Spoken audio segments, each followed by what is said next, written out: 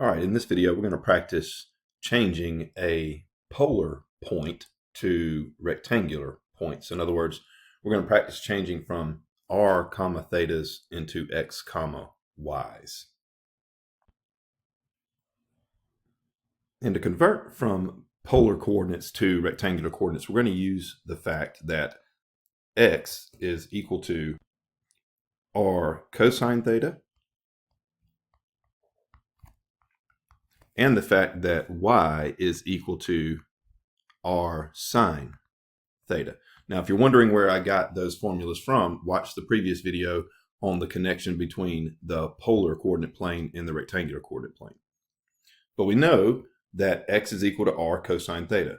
Well, in this particular problem, I'm given a point in the polar plane. Well, that is r comma theta. So all I have to do to find the x coordinate is plug in r, which is square root of 3, and multiply that by the cosine of the theta, which in this case is negative 5 pi over 3. Well, that's equal to the square root of 3 times negative 5 pi over 3 is an angle in the third quadrant. Cosine is negative in the third quadrant, and negative 5 pi over 3 will have the same value as pi over 3 in the first quadrant, other than its SIGN sign. And the cosine of pi over 3 is 1/2. So the cosine of negative 5 pi over 3 is negative 1/2. So the x coordinate is square root 3 times negative 1/2, which is negative square root 3 over 2. Now let's do the same thing to find the y coordinate. The y coordinate is the r square root of 3 times sine of theta. Well, that's equal to the square root of 3 times the sine. Let me erase that and put in the angle, negative 5 pi over 3, because that's what theta is. Sine of negative 5 pi over 3 is negative square root 3 over 2, which gives us y is equal to 3 halves negative. So the point in the xy plane that corresponds to the point square root of 3 comma negative 5 pi over 3 in the polar plane is the point negative square root of 3 over 2 comma negative 3 halves.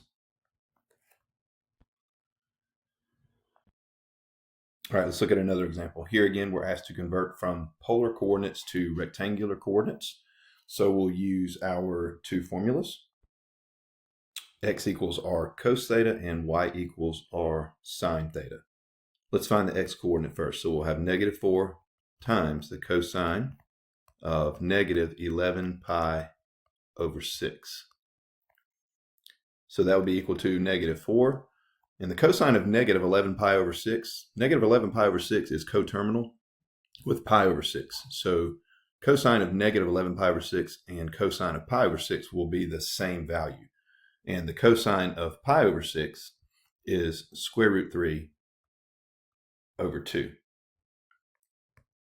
So we'll have negative 4 times square root 3 over 2, which when simplified gives us negative 2 times the square root of 3. Let's do the same thing to find the y coordinate. We'll have negative 4 times the sine of negative 11 pi over 6. Well, again, negative 11 pi over 6 is coterminal with pi over 6. So we'll have negative 4 times the sine of pi over 6, and the sine of pi over 6 is 1/2. When simplified, negative 4 times 1/2 is negative 2.